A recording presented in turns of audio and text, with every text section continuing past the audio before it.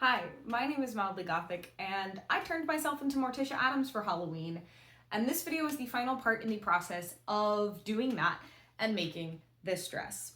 It's going to technically have like two parts in it, and the first part is going to be all of the final touches and getting it into this wearable state, which probably missed a good number of steps because I was hemming this on Halloween, which is why this video is not going up until a week after Halloween. My original intention was to get this video up on Halloween and have it be a little bit of a Halloween special. That just did not end up working out. We didn't get to take pictures in it until the day after Halloween. So, you know what, it's okay. I'm sorry it's a little bit late, but happy Halloween to everyone who celebrates Halloween, and I hope you had a good time and lots of fun and spooks. Let me know what you were for Halloween in the comments down below. I think that would be fun. But the second half of this video is going to be a little bit of a post-mortem analysis on Morticia and this project, and things that I think went well, things that I think didn't go well or that I would have done differently, and these include a variety of ways I would have approached the process differently and things on the actual dress itself, like elements that I would have done differently. I think there's a little bit of a difference there, and we'll get to that in the end. But yeah. Here's a teaser of what this full dress looks like on, and let me show you how I put it together. What comes next is draping the fabric. This fabric, my lace. So I'm not entirely sure how I'm going to film this, but I will try to do the best that I can. But this lace, let's talk about it for a second. I bought this from Zaloof, I think is how it's pronounced, fabrics. It is a sequin lace because it's a little sparkly. I really wanted a beaded lace, except for a project that I needed to take so many risks and I wasn't sure how much fabric I needed, beaded lace being $50 a yard and up was a little bit too pricey. This, on the other hand, I think was closer to $15.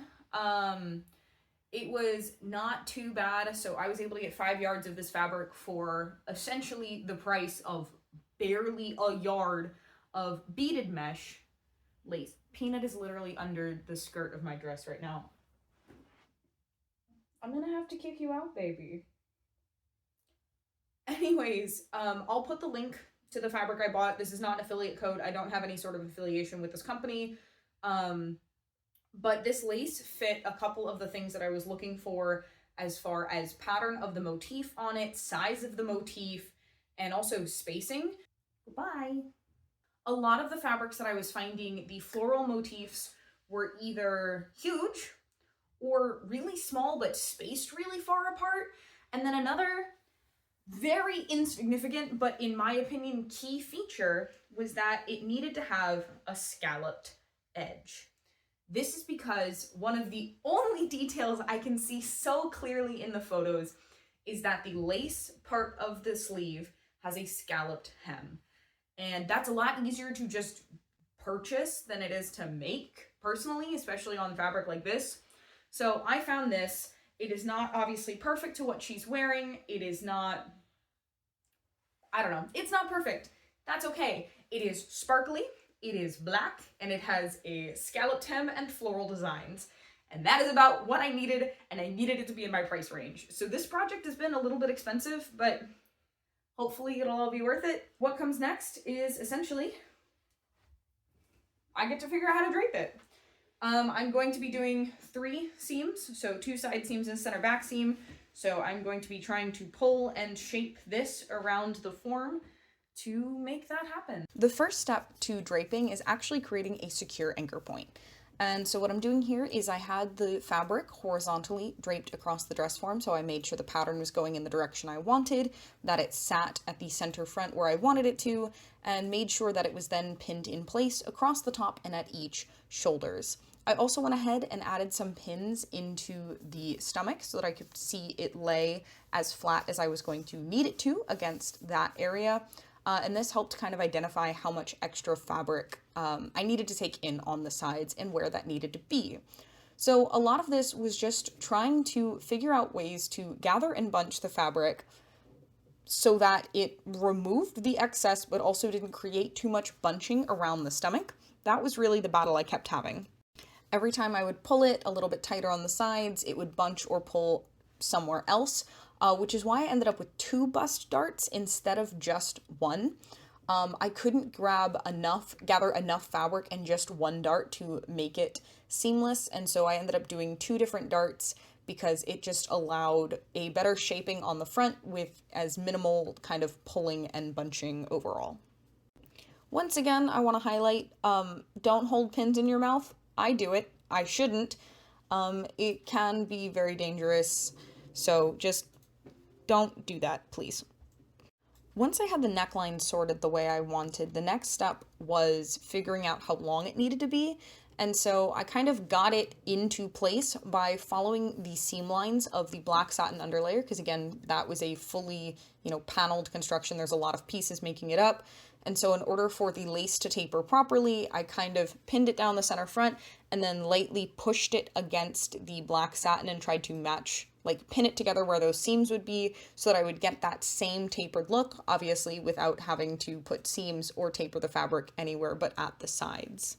I did try to mark where my godets were going to go at this step, which was unnecessary, and I just took the pins out and then redid them again later.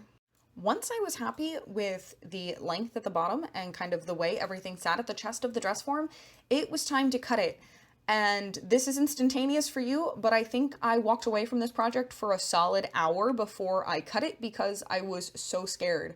Once I cut into this lace, there was no going back. There was no do-overs. This was essentially do or die. So I cut out the armholes, and then I also cut out the neck hole. Again, I went exactly to the edge of my black satin because, theoretically the seam allowance is built into the black satin, so that edge is what I need to cut to make sure that everything still lines up perfectly. This was very stressful, but arguably really easy. I was a little worried about my scissors dealing with this fabric, but I had no issues whatsoever. Except for the fact that when you cut sequins in half, they shed, so there are so many halves of sequins all over the floor of my craft room that need to be vacuumed from this project. Now, the only point that I did not cut it exactly to match the black satin would be the side seams, because I do actually need to build seam allowance in at the side seams for sewing the back panels of the dress to the front of the dress. So I used my pins and kind of marked where that seam line for the black satin was, and then my plan was to cut a little bit extra off that, which would then be my seam allowance. I did cut fully through, the folded fabric for the darts, because at this point, they are just pinned in place. They are not actually secured in any other way. Yes, I am cutting directly on top of my black satin. Should I have done that? Probably not, because there was a very high risk of me actually cutting my satin layer. Luckily, I did not. I took my time and I was careful, but that definitely was a risk. So, could have gone worse. I'm very glad it didn't. This was terrifying.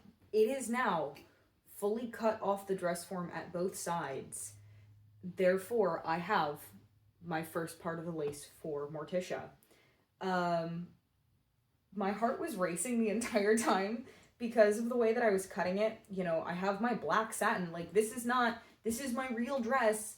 Arguably, I maybe could have used the mock-up underneath to not risk my real satin. Hindsight.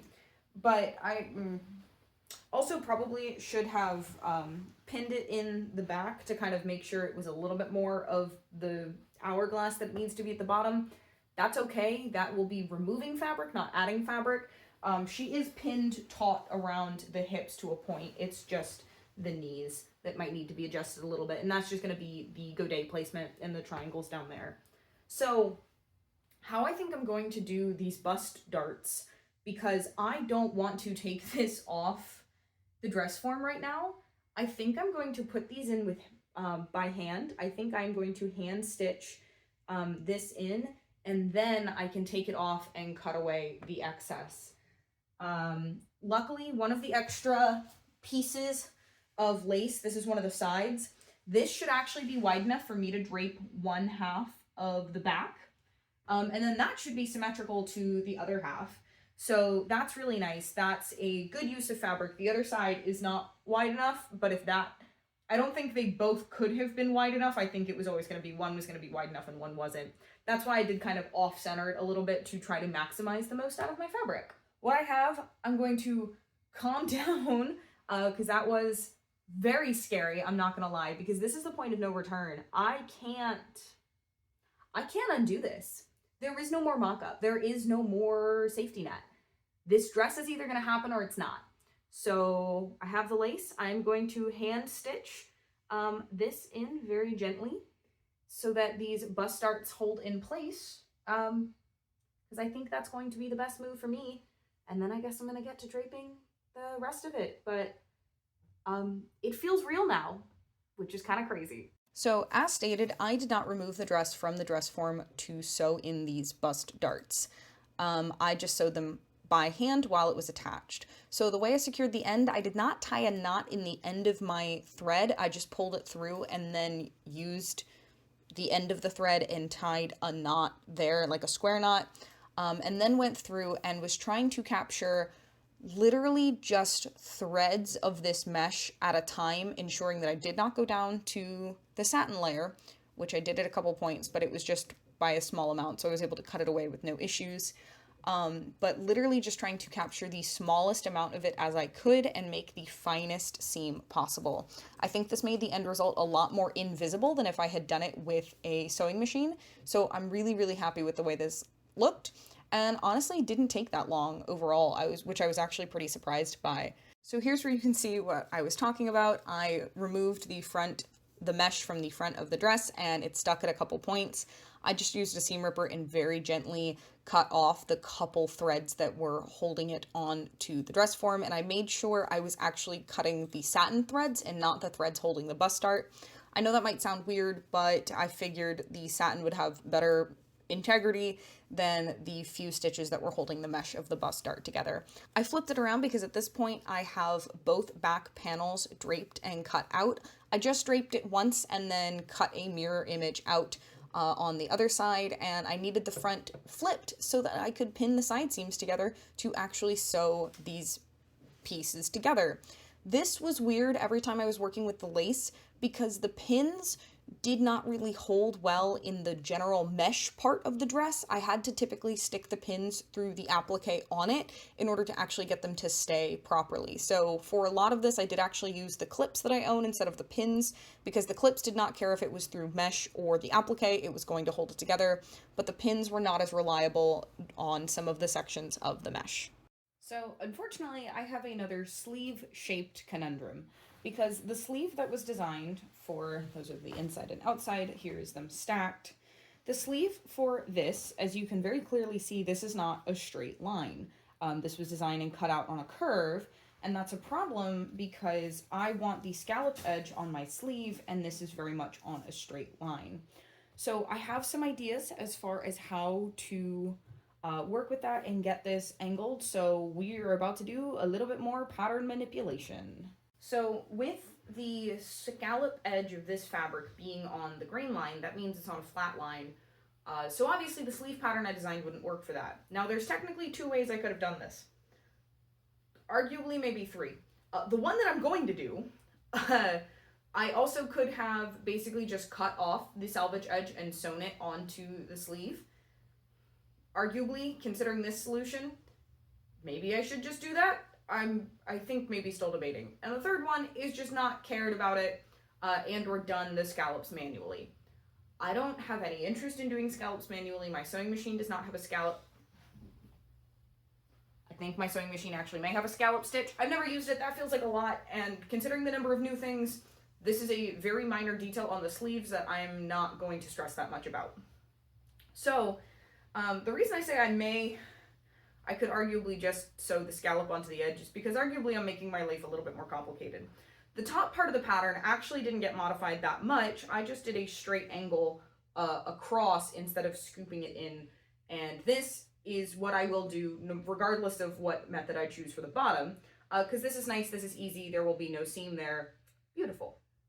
The bottom, what you see is there's still extra fabric here. I just haven't cut that off. And arguably this would be wasted fabric if I do this method. So what I've done is essentially made a super wide triangle to then be able to fold up and have the selvage edge, so you would have a seam running up there. You know what, I might be talking myself into just sewing the scallops onto the bottom part of the sleeve because I'm really not saving any fabric, and I'm actually not saving myself any seams by doing it this way. This would work, and I have proved that it would work, but it might just be visually nicer to just not do this. Dang it, I thought I had a solution. Back to the drawing board. So I've been sitting here with my scrap fabric trying to think about a plan. Because again, I do want to preserve as much material as possible. This is actually part of what was left from patterning and draping the lace. This was that extra side that was not long enough to be used, was not wide enough to be used for the back. This ended up actually a little bit shorter. I may have had enough of this. If I didn't do what I did. Which is, this is actually just about the width of the bottom part of the back of the dress, because it, it tapers very dramatically around the knees. So I was trying to be smart about my fabric, and I used some of the extent of this that was left to cut that. To possibly my own detriment. It's not that big of a deal. But what I have here, this will not end up being this dark and busy, but essentially I've just taken this section is wide enough that it covers the full center of this fabric, and I can put in several darts and get a scalloped around the edge and avoid a seam around the outer edge of the sleeve. It'll have darts, and my seam will be up here, kind of underneath the hand. The unfortunate slight thing about that is I do have another segment of this lace. It's unfortunately too short. If I go through and I kind of dart it around, there's an opening in the center. This piece, and it varies wildly in width, and even though there's this like extra piece here, there's not anything in the center. So unfortunately I can't use this, and that doesn't have the scalloped edge, but I have this, and possibly if I'm smart about how I lay out and cut my sleeves on the lace, I may actually be able to get another piece like this from it. So I think this seems pretty good. This will be a very even, essentially very easy straight seam. And I do want it to be a little bit longer than the other sleeves, which is why you can see it extends past the circle there. It's also because I just keep moving it around. So it will get solidified and put in place, because this is going to be the drapey outer layer, so it needs to follow the same shape, but I do also want it to be a little bit bigger. Anyways, this is what we've got, and now I just have to figure out how to pattern and piecemeal this so that I still have enough fabric for all of my godets. So I don't ever explicitly state how I constructed the sleeves after that point, so I'm going to take a second and do it here. Each of those folds that you see, I essentially sewed as a dart, cut off the excess fabric, and then flattened it with the iron, and then sewed up either side to kind of just secure that seam allowance down so it lay flat, because the lace is exposed on both sides, so there's no real way to hide or tuck away the seam. I then followed my sleeve pattern up to the flat point that I had created with my weird little piecemeal construction and sewed it horizontally together there, making one full sleeve piece. Those halves were then sewn together just like the other sleeve halves, except for the fact that I sewed them onto the wrong ones the first time. I sewed basically the left top onto the right bottom and the right top onto the left bottom. So I had to seam rip that, which was nerve-wracking because the lace is so fine, I was terrified I was going to rip it to shreds. But that didn't happen, and I ended up with very nice sleeves. I have my last godet for each piece, my red sleeves, my black sleeves, and my lace sleeves, and I have all parts of the dress fully constructed except obviously these final godets, and they're not connected to each other. But I have all the pieces, which means now it's time to put it all together. So because I'm using a pattern that I created and there is no defined pattern or markings, one of the biggest things this means is that there is no, corners or lines to line up different pieces of the pattern. Typically when you have sleeves or, a very complicated garment, there's little notches on the pattern piece that you should transfer to your fabric, whether, like marker or a pin or something that help you understand where they are supposed to attach together. Because I drafted my sleeve pattern essentially in isolation and separate from the bodice, all I have is a reference on my own body of where I think the seam should sit to lay nicely. So that's what I did, is I lined up where I thought that point was going to be on myself and then put that on the dress. Something I didn't mention about the sleeve construction is actually sewing it onto the dress. One of the things that I had to do was run a basting stitch over the top of the sleeve cap because I designed it with a lot more fabric than the end result than is actually like at the top of my shoulder. So essentially I did a basting stitch that allowed me to kind of gather and ruffle it lightly so that I could then pin it into place and sew it down and get the circumferences to actually line up and match. One of the biggest changes I've had to make to the dress so far to deal with the sleeves is this armhole. I've had to open it pretty significantly. I kind of forgot to account for the muscle that sits right here and how much it pudges, and what space it needs to allow for like proper movement of the arm. But yes, I've made myself jackets and other things that have sleeves before, but I was being a little delusional with how small I made this. So one of the other things I've had to change, I've had to baste the sleeves before I sew them in, and I'll show you what that looks like, just to account for the extra space that is needed in the sleeve cap. The red sleeve is sewn to the lining, and for this, I'm going to sew the lace and the black satin sleeves to each other together, so that there is an extra anchor point and the lace isn't entirely a floating layer. If you hear crinkling, that is Peanut munching on cardboard. The fiend in question. She likes cardboard boxes. She is the most stereotypical cat. So, she isn't currently pinned to the dress form in any way, shape, or form. She's just up there with her own arms strength, essentially. But I have all of the sleeves sewn on. The top is now, these are 3 layers sewn together. It is the corset, the black satin, and the sleeves. I decided to sew these sleeves, the black satin and the lace sleeves, in at the same time to just clean that seam up a little bit. I thought it would look nicer and just give the sleeves a little bit better structure. What I have here is the full red satin dress, which is going to be the lining. So the next step is the neckline, because that will put all of these 3 layers together. And then I have to figure out how to put the zipper in and hem all of this together. Wow! So things are a little crazy. And when I mean she's not pinned, that's why this isn't like nice around the torso or anything. It's because it's not cinched the way it will be in the back. So it's just hanging loosely right now and falling off. But yeah, I am at the point of really final construction. This feels insane.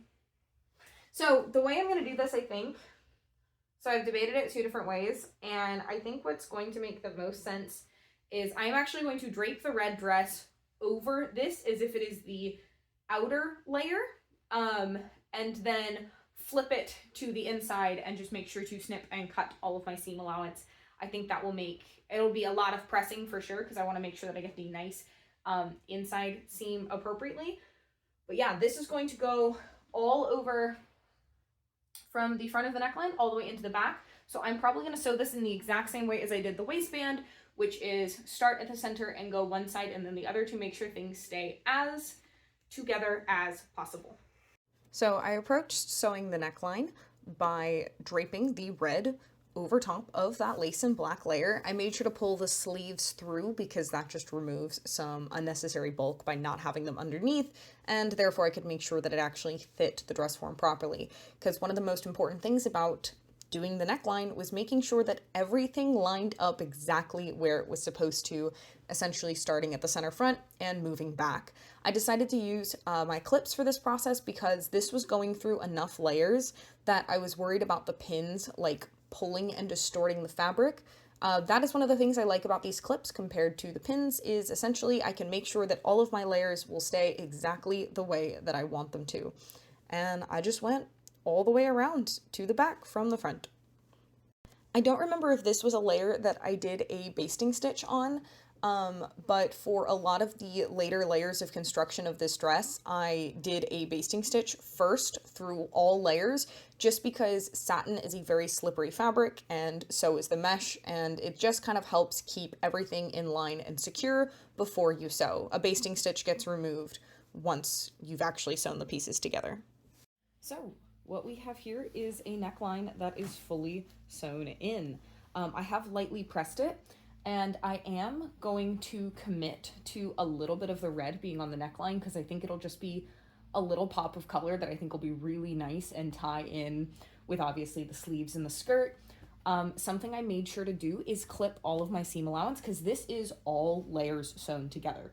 So that includes the red lining, the corset layer, the black satin, and this. But that means through the corset layer that it also has all of the boning channels. And these are really thick. So those all had to be clipped on the inside so that, you know, I could fold it over without much issue. The biggest clipping was done at the center where it's clipped. I don't know if you can see it, but it's clipped basically right up to the seam allowance. That is what lets you get a really, really nice V. I am going to top stitch this down along the edge to make sure everything stays in place and is secure. I don't think it'll be too, you know, visible in the black fabric. Obviously it'll be there and you can see it a little bit, but I'm not worried. But that's going to be done all the way around. And then once that is in place, I know the max height for my boning channels, so we get to go back into the corset and actually secure everything in place because there are no bones in this. It is still just floppy because while I was dealing with the bodice, I just thought that would be easiest. So I'm going to go ahead and top stitch this down and make sure I get a nice little consistent line of red piping along the top because again, I think that's just going to be so cute. Top stitch it, and then I'm going to measure and cut and put in all of my boning and secure the corset to both of my satin layers to help hold up the weight of this massive skirt.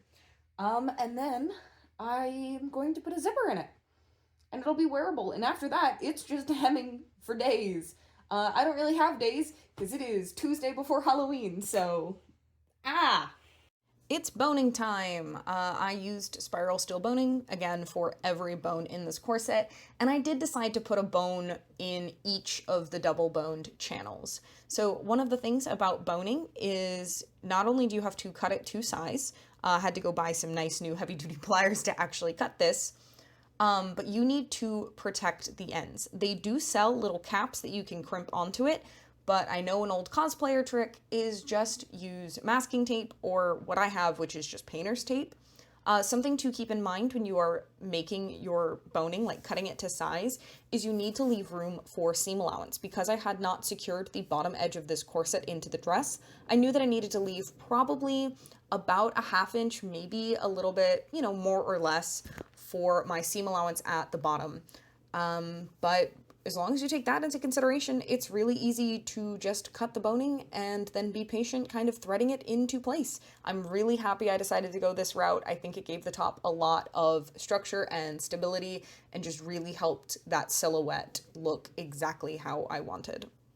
So I'm well aware I'm past the point in construction where installing a waist tape would make sense, except now that I actually see how heavy this dress is, I'm thinking about adding one because I think it just might help support the monstrosity of a structure that I have built. So what this means is, and luckily because it's not hemmed yet, I can still fully separate the lining layer.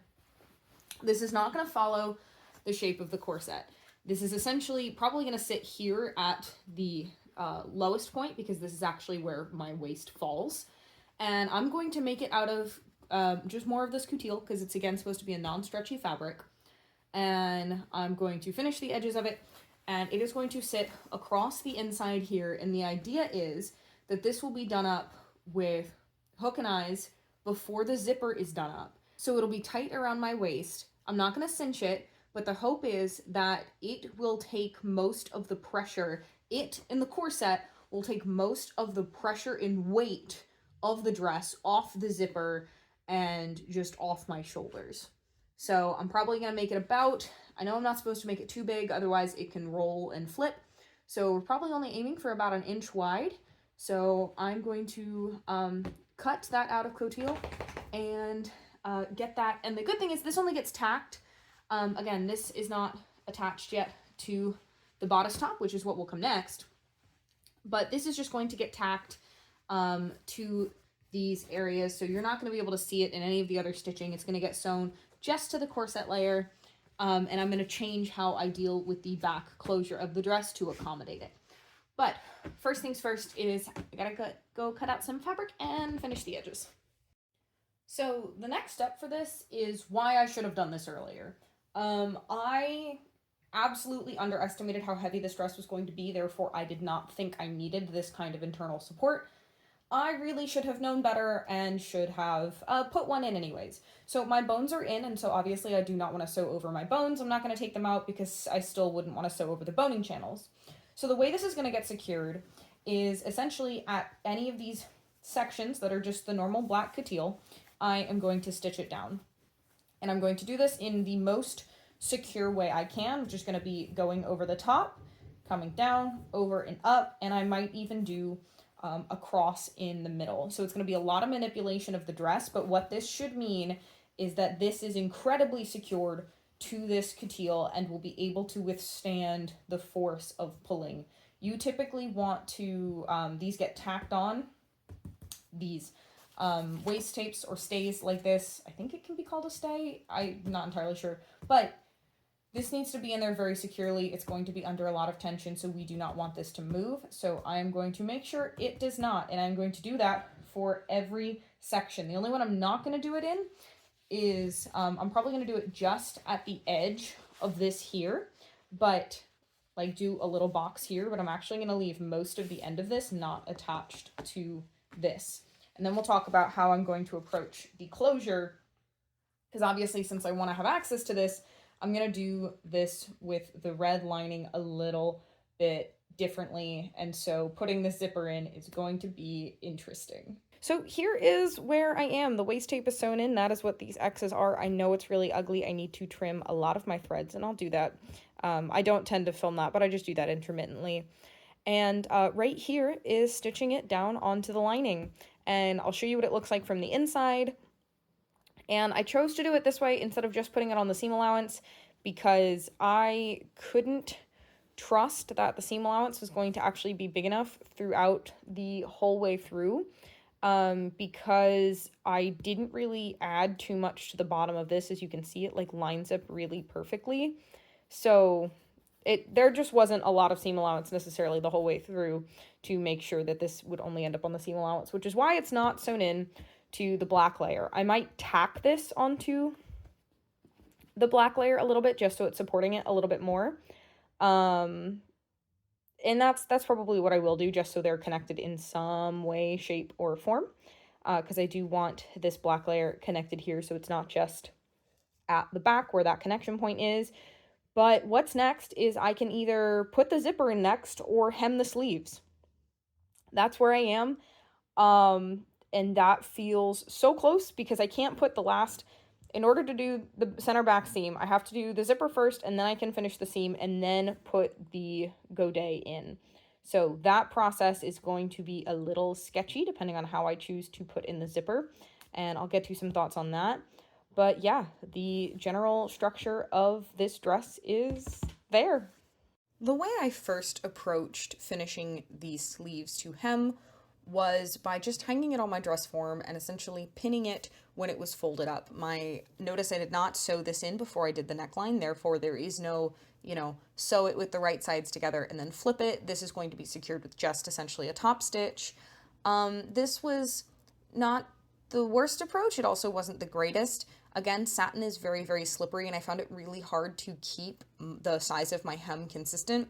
So what I decided to do was take it over and iron it. I ironed the black and red layers separately and then pinned them together. This worked so much better.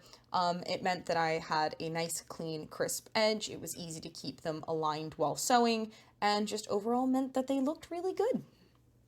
One of the keys to this is do not burn your fingers. Keep your hands as far away from the iron as you can while securing the fabric. I'm sure there are better ways to actually achieve this kind of hem without putting fingers at such a risk.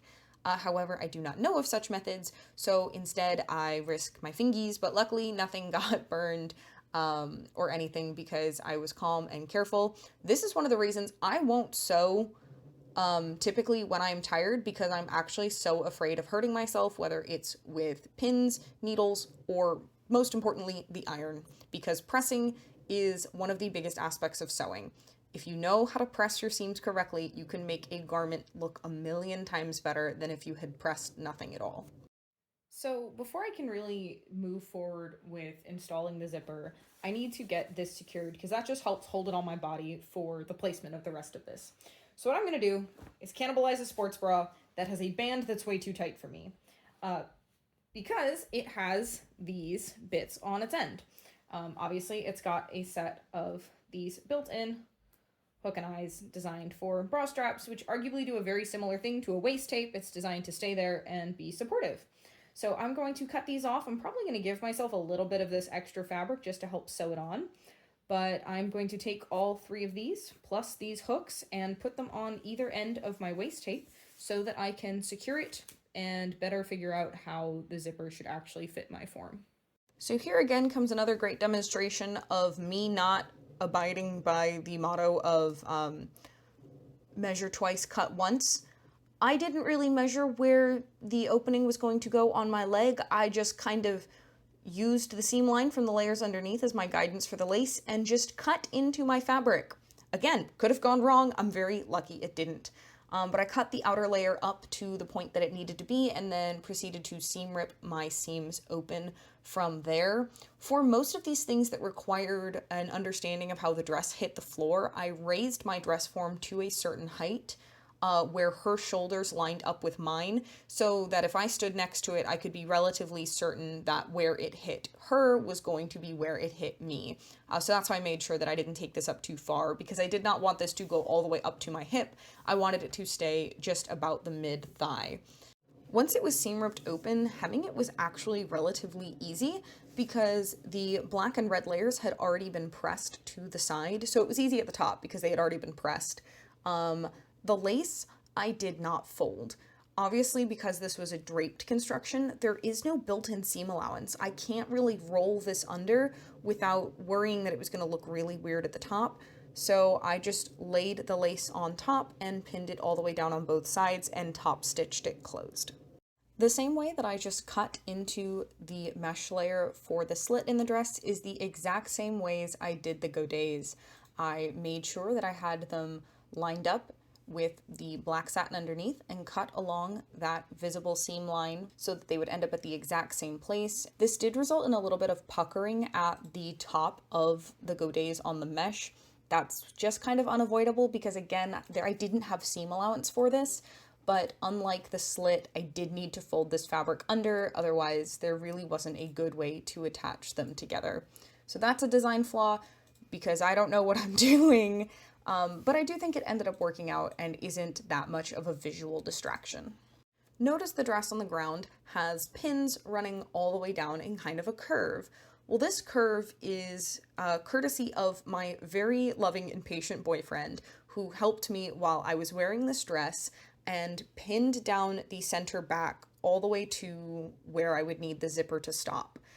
We made sure to pull it, kind of as tight as we could. At some points, pinning it together just so we could actually see, where it would sit, because pulling on fabric in one area might loosen fabric in another area or stretch it. So, there was a little bit of give and tug for the fabric in trying to make sure that it was as contoured to my body as possible, because that's one of the biggest, things about this illusion is making sure that it is form-fitting within reason.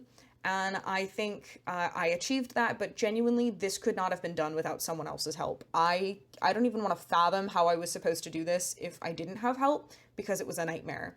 But essentially, you pin the zipper down on the right side of the dress, because that's where it gets sewn. This is an invisible zipper, so I had to iron the teeth flat.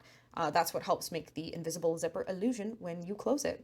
But I did one side, pinned it, went and sewed it, and then went and pinned and sewed the other side before moving on with finishing it. I know the floor is not the most ideal place for the dress, but right now I don't really want to put it back on the dress form because I have successfully installed the zipper. And I got it, I've put this on, it fits me perfectly first try. I was so worried about the zipper installation, and so this is an invisible zipper, which means that when you zip it up, the fabric kind of disappears. However, I am also going to be doing a top stitch, which I know kind of is not the point of the invisible zipper, but I'm doing that for a few reasons. One, I want to make it so that when you look at the inside of the dress, you don't see the zipper seam. So what that means is I didn't capture my red fabric when I sewed my zipper in, because what I'm going to do is I'm going to trim this seam allowance, which is why I needed to make sure it fit me first. But I'm going to trim this seam allowance of this incredible excess. We'll talk about that in a minute. I have a couple gripes with this dress form that I think I'm going to summarize at the end of this video and kind of talk about a lot of the problems and how I think they impacted this project. But I got a lot of seam allowance. I'm going to trim it down so that I can fold it, and then I'm going to take my red seam allowance, basically how I hemmed, the sleeves, and I'm going to fold it in like that, and then I'm going to top stitch it down so that, from the inside, all you'll see is that nice line of stitches, and there will be no unfinished seams on the inside there. The zipper ends a little bit far down. I'm going to put a hook and eye or, 2 in the top just to kind of account for that. The top needs to be a little bit wider than the rest of where the zipper sits because my shoulder blades be pointy, apparently. I am going to actually not do the red quite yet because this back seam is still not finished. As you can see, I opened the dress and you can see the floor. That shouldn't be there because what's missing is the final godet. And so that's what's necessary to actually finish this center back seam with the zipper. So I have 3 left to put in. I have 1 for the lace, 1 for the black satin, 1 for the red satin. I have those all somewhere nearby safely. I'll find them. But those are going to get put in, and then I'm going to finish my zipper closure, and then I just have to hem it. The title of this project might as well be Things That Desperately Could Have Gone Wrong, and I'm very lucky that they didn't, and one of them was trimming away the seam allowance from the zipper. Extra fabric causes bulk, and especially in the back closure of a very form-fitting garment, I didn't want any bulk. So I cut away the extra of the sparkly mesh and the black satin. At this point, I was not cutting any of the red because the red has not been sewn down. That's what's going to get sewn down next. So I needed to sew it down to a reasonable amount so that it did not cause bulk, but I also needed to make sure that I had enough for stability and that I was not risking cutting through and damaging any other part of the dress. I probably should have been a little bit more careful about this. I was a little bit gung-ho with the scissors at times, but overall, this was actually a success, but it was still very nerve-wracking. Finishing the back of the red satin felt a little bit daunting because this was, again, going to be only secured by a top stitch all the way down. So I used my clips to kind of help hold things in place. Because in addition to, folding it down, there were actually a couple points I had to trim the fabric, and I also needed to make sure that I didn't sew it down over my waist tape. I still needed to be able to access the waist tape and so that I could secure it onto me.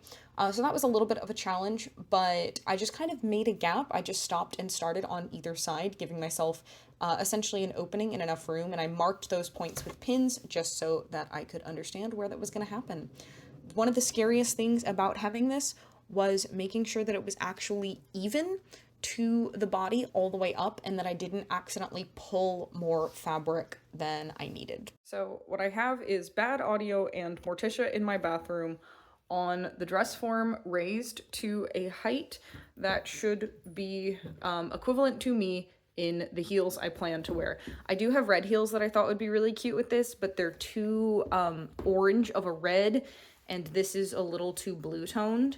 I know it doesn't look like it. Maybe I'll put a picture of them next to each other, but this is very cool toned of a red, and next to those shoes, it was very obvious they were not the same color tone.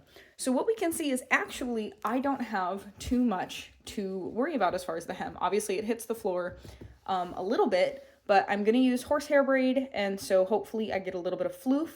And so the way I'm going to approach this is I'm going to hem it twice, essentially. I'm going to, in my first hem, ignore the lace, and I am just going to sew my red and black satin together. Yes, I know that all 3 layers are sewn down at this hem for the slit, and I didn't roll the lace, which is not the cleanest look, so I have to trim it. Because of the way that I did this, I didn't have the seam allowance to be able to roll the lace. So technically, to make this cleaner, I should probably finish it with like a bias binding or something. Halloween is tomorrow, so I'm not doing that. What I'm going to do now is find the shortest point of the lace, because this layer is, I think, going to be my shortest out of any of them. I am going to trim my red fabric. I'm going to trim all my fabric to match that length. And then I am going to take the whole thing over to my ironing board to iron, the black and red in so that I can get that nice hem, at which point I will top stitch it down with the horsehair braid sandwiched inside all the way around. And depending, I will then pretend the lace floats on top and see how I like that look. And if I like it, then I'm just going to hem the lace separately. Just roll itself up under there and sew that in. If I have enough horsehair braid, I'm considering putting some in the lace if I hem it separately as well.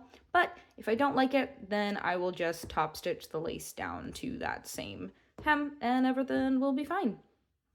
So that is where we are. I'm not sure if I'm going to get good footage of this because I don't have my tripod or anything with me in my bathroom. It's helping us paint a room in our house because it doesn't have a light fixture in it. So that is what we were doing. We're going to hem it and I will update you on the progress. So I have a problem. So I was just trying to see how much the horsehair braid I had and how much it makes it floof. Honestly, I'm actually concerned if I'm going to have enough for once all the way around the dress. But this is a part of the dress and it doesn't hit the floor. So, problem. So what I'm going to do is work it into the design of the dress. And I'm going to hem this in such a way that the godets are going to curve up and come basically, and then it's gonna swoop instead of not doing that, because like these parts are at a length where it like hits the floor really nicely. And so basically I'm just gonna fold that up, and my hem will sit there, except that's way too high. So we're gonna swoop it and we're gonna see how that works. It's probably gonna make putting that in a nightmare, but I'm willing to take that risk because I don't want to make it that much shorter. This is what you get for not properly making sure all of your pieces are the same length when you do your pattern. Lessons learned. So what I just mentioned is not, in fact, how I ended up finishing the horsehair on the very short sections of the dress. What I did is I basically used the edges as the defining sections and folded them under, but I captured the top of the horsehair in that top opening in the dress. I arguably probably could have just kept it all the way around the bottom. For some reason, I thought it would look better to have the horsehair there as almost like it was continuing the fabric. Luckily, because this isn't the final outer layer and it sits at the edges of the godet, it meant you really couldn't see it. The way the godets kind of billow away from the skirt meant that these were really, really hidden unless I showed them to people, which I did because they would compliment me on it. And then I was like, oh, hey, but wait, it's not great. It's a little broken. But anyways, what's coming next is the post-mortem on this entire costume. For this post-mortem analysis on this dress, I just want to let people know I am about to be talking about my body in relation to this dress and the dress form in terms that some people might not be comfortable with. None of it is intended as negative towards me or myself. It is just statements about the differences between me and the dress form. But if any of that kind of talk of being hypercritical of your body makes you uncomfortable, maybe don't watch the end of this video. I'm not entirely sure, but I just wanted to let you know. Because unfortunately, the static form that represents my body, I think, is what led me astray in a lot of different ways. And led me astray might be a wrong way to put it, but it caused some problems. So I did base my original corset design on a corset top that I own, and I love, and it fits me quite well. And on the dress form, it fits a little bit differently, and there's a few reasons why. One of the biggest reasons is that this dress form doesn't have the underarm muscle. It's a muscle, everyone has it, and it's kind of this bit that pudges, that like sticks out when your arm is at rest. That doesn't exist on this dress form, and therefore it caused a lot of issues in the shoulder placement, because the shoulders, how I had originally patterned them when I put them on the dress form, was it was much, much closer, because I just didn't think about it. I just didn't also give myself enough seam allowance in the shoulders whatsoever, because even though I extended the seam allowance from the original top, that original top, the shoulder sat here. So when I extended it, I didn't actually give myself seam allowance. I essentially had the edge of that shoulder now sitting at where I needed my seam to be, which is why you'll see these shoulders don't sit on her very well. They sit, I can make them on the dress form sit up much taller, but I think my shoulders are broader than hers. Where the apex of my shoulder sits is further than hers. So I had a lot of issues in, as soon as I put it on me, realizing, oh shoot, this doesn't quite fit right. So my original pattern, it was weird because I had tried it on myself and not the dress form, and the dress form helped me realize some of the weirdness. But after that, I almost became too reliant on how it fit my dress form without trying it on, and that's on me. But because of that, the top ended up fitting really weird. Another way it fits really weird is the back. This is fully done up. This is where the zipper goes. That was a choice. And there's a hook and eye on the back. On me, this is incredibly tight. Like, it is a very, like, have to sit prim and proper in this dress. I have so much more room on here. She doesn't have shoulder blades. I have a lot of muscle or fat, I don't know. There's things there anatomically that take up space in the back of this dress that she doesn't have, she being the dress form. So when I put this on it, the waist measurements are right, the bust measurement is right. My measurements match this. Again, I think maybe not for the shoulders though, but just because the number is right doesn't mean it's distributed correctly, if that makes sense. Essentially, the measurements on her are accurate for the most part. I also just don't have a way to represent, unless I basically put another full skin, so like fabric stuffed with padding like I've adjusted for her bust, over this entire thing. I cannot account for that musculature. So from a process perspective, I did not actually put this on myself enough in the early stages of designing, mostly the bodice. Because of the way that I patterned out the skirt, I actually didn't run into many of those issues with the skirt. When it got to the skirt and the back closure, I spent much more time with it on myself and getting my boyfriend to help me pin everything in place and making sure it fit me perfectly, which is why I think the second half, lower half of the dress fits me really, really well. And I had no issues putting the zipper in first try and those sorts of things. But the bodice, I essentially used the dress form as the stand-in for me. And like, while that's what she's supposed to be, the proportions are just different. And so it resulted in some of the issues. So the shoulders just don't sit right. That's something I'm actually really not too pleased with, is I did want the shoulders to sit more, you know, up than they do. And that's because I patterned it wrong. The top that I had used is if the camera is wobbling, it is because Domino is leaned up against it while he's licking his leg. Domino. Domino. Hi, sweet baby. Come here. Can you not lean on Mama's camera? So I patterned it wrong. I did not check it early enough. I did not check it often enough. And so that's why the sleeves ended up not fitting properly. That's on me. The dress fits me and it stays. I just, for moving in the look, you can tell this front like pops out because it's not actually seated properly. So as far as design elements, that's the biggest process thing, is just making sure I try it on me more. As far as design elements, I love the look of the low back. I also actually think it probably should have been a high back. I think that would have given the shoulders also more support to prevent them from slipping down. Aesthetically, I like it. I don't think I'm skilled enough to know how to counteract the falling off my shoulder when I patterned it wrong and when there's no existing support. I've thought about putting some like little crisscross in the back there to add that kind of support, but to be determined. Things I really like, the sleeves. I'm obsessed with how the sleeves came out. I think they drape really nicely, and having the two different layers, you get a lot of fun movement. So the red and black satin are sewn and hemmed together, and obviously I have the lace sleeve separate. This is probably, obviously I love the whole dress, but I'm really happy with how the sleeves came out, and I don't know why I was so worried about having no seams in the lace. I really don't. I think because depending on the pattern of the lace, the size of the patterns on the lace, when you put seams in it, it can be more or less visible. This is busy enough, and it's on top of a fabric that it's a black on top of black.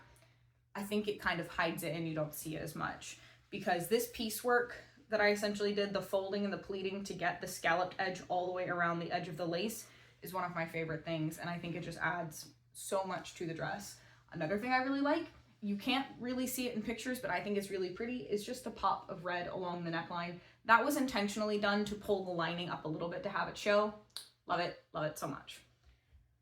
Other detail things. So I should have bought more horsehair braid. I didn't buy enough.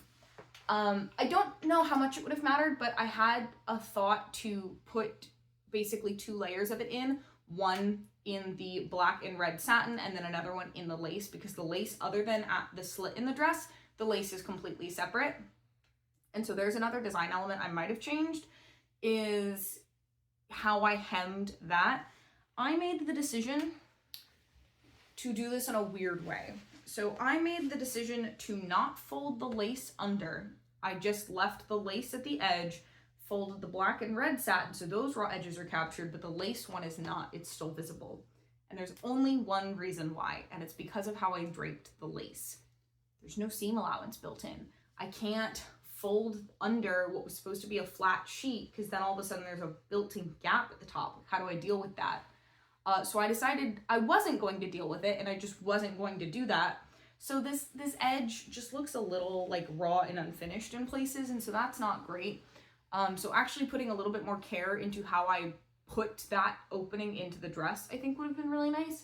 But as far as a feature, it existing, best thing in the world. I could walk, I could go upstairs, I could go downstairs, I could exist. It allowed me to sit. Sitting in this was already really tough because it was so tight. I think it would have been almost impossible had I not put this opening in the dress. So feature, incredible. Again, process, general execution, a little, I've never draped something like this before, so the fact that it is this form-fitting, to me is very impressive. And we watched both 90s Addams Family movies. Her dresses in that, while they are a mermaid, they're actually very soft mermaid as far as around the knees. They look like they're a lot more open, so I probably didn't have to go this dramatic, but I did because it was fun. She also, in the first movie, she actually has a dress that has godets, I'm pretty sure. It's in the scene where she's looking for like the finger trap to give to the charity, and she is wearing this dress and it is lace and it has godets, but the godets are black, and so it's a really pretty aesthetic. Domino's paw keeps touching the tripod. If you're seeing wiggling, it is because of my 4-legged son. Another element that I screwed up, I guess this is actually more of another process thing. I royally, almost completely ruined this dress. And that's because of what I had to do to the hem. This is arguably incredibly embarrassing. This is stupid. I should not have made this mistake. I absolutely, before cutting my fabric, should have made sure that at least all of the pieces were the same length, and should have matched it up to maybe the middle length one and trimmed it, and that would have avoided this problem. Because on the other half of the dress, I was able to do it just fine. Those gaps in between the godets are even, and I was able to actually hem them properly like you're supposed to. But on the other side of the dress,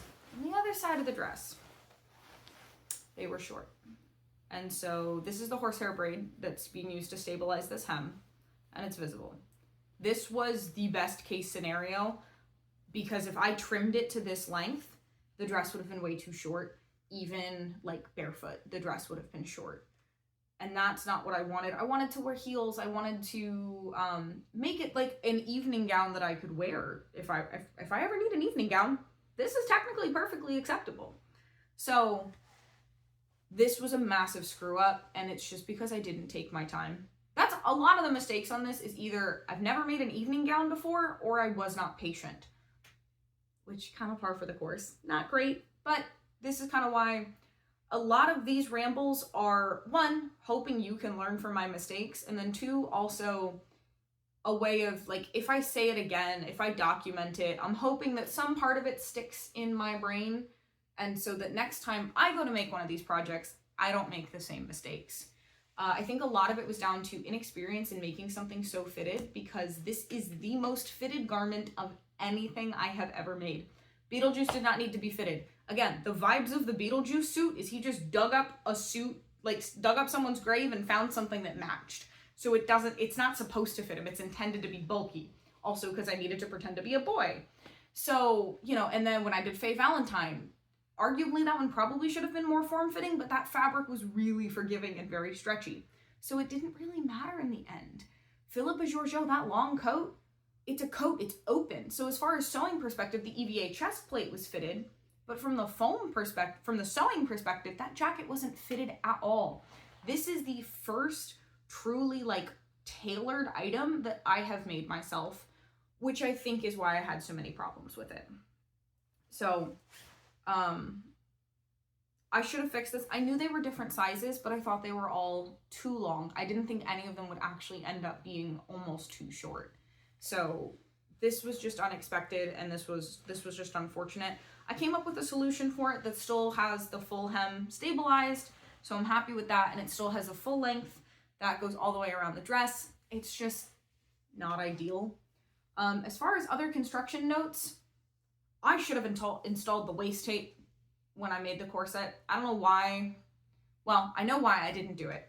I didn't think I needed it. I wasn't doing any waist cinching. That's not what I wanted, so I didn't think that I really needed it.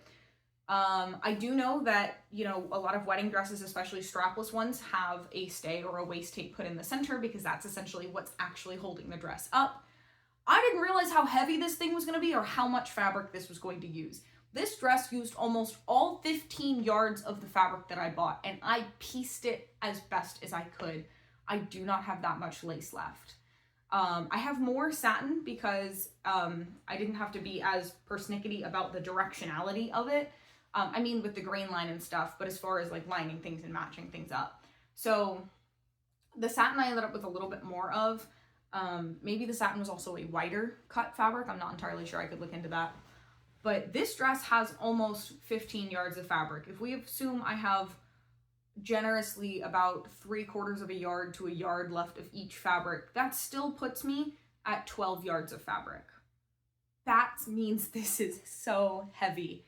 I should have realized how much fabric this was going to take and installed the waist tape like that. It would have saved me so much time and energy and hassle installing it.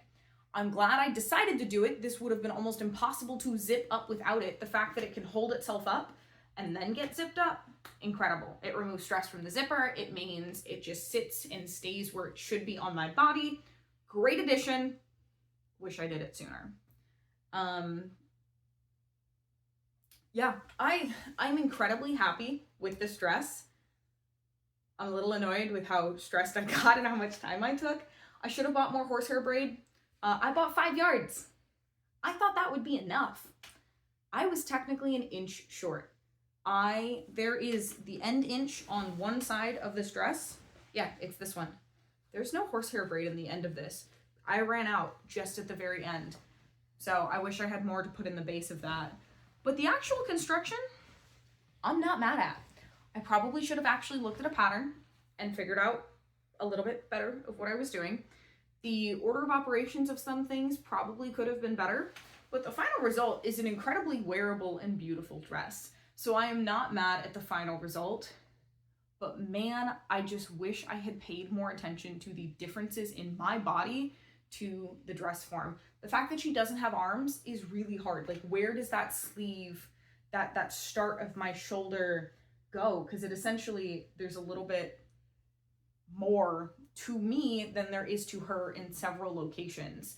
The other thing is the fact that her butt just ends, it's cut off, versus I have thighs. So I couldn't measure or figure out how my thighs were gonna fit in this dress on this dress form because she doesn't have thighs. She doesn't have a butt, she doesn't have shoulders, she doesn't have whatever this muscle is called, she doesn't have shoulder blades. The anatomical differences are staggering and something that you're probably screaming at the screen, duh, like it's not perfect. The point is it's more of just a form that you can work against while you are creating whatever it is. And that's true. But I almost think, I mean, I've become, I think, a little bit too reliant on her, especially when I'm making things for myself. I can't just like try it on and see how it fits, because half the time as I'm trying to hold it closed, I'm distorting whatever I was trying to look at in the first place. So getting a better process of actually fitting things on myself, I might honestly just make a skin or shroud to put over her to better match some of those anatomical differences. If that's something you'd be interested in seeing, let me know in the comments down below. But overall, that's really where I messed up, is I didn't take enough time in the fundamental stage of this project, which was the patterning, to really fix those errors. I could have caught the shoulder errors when I drafted the pattern. I could have fixed this to some extent. I still would have run into the fit issues and how much I had to cut off the shoulders, like the opening, to get it to fit properly on me. But I would have run into that sooner. I could have fixed that in my mock-up instead of on my satin and then being left to deal with the remains of that issue. So a lot of the issues on the top absolutely could have been caught if I had actually really treated my mock-ups with more care and attention to detail and modifying things afterwards. But I have this dress. I don't think I'm going to be making another evening dress anytime soon. Not within a month anyways. Oh my god, the fact I should have given myself like 2 months for this project. Absolutely should have given myself 2 months. I pulled several almost all-nighters. I was up until 1 a.m. almost every night leading up to Halloween working on this costume. So it's been a little bit rough, but she's done. And I think I'm just going to close out this video with some pictures of me and my boyfriend as Gomez and Morticia. This has been an absolute roller coaster. Thank you so much if you joined me on this process. I hope you maybe learned something from my absolute buffoonery and chaos. It has been a joy, and I hope you stick with me for whatever comes next. It'll be a lot of painting. I think I'm gonna give sewing a little bit of a break. So I hope that's content you want to see. I do a variety of artsy things. I'm not just a sewing channel. I'm not just a painting channel. I do all sorts of things. So arguably, you never know what kind of craft or content I'm going to be posting in the next week. So hopefully that's interesting and you stick around to see what else I've got. But thank you so much for getting to the end of this video. It really means the world. As much as I've critiqued this project, I'm over the moon with how it turned out, and I hope you also enjoyed watching. So thank you so much, and I will see you in the next one.